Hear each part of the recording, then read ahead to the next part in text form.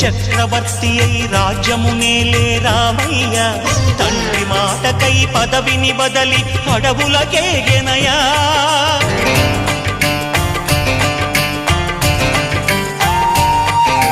మహిలో జనులను కావగ వచ్చిన మహావిష్ణు అవతారమయ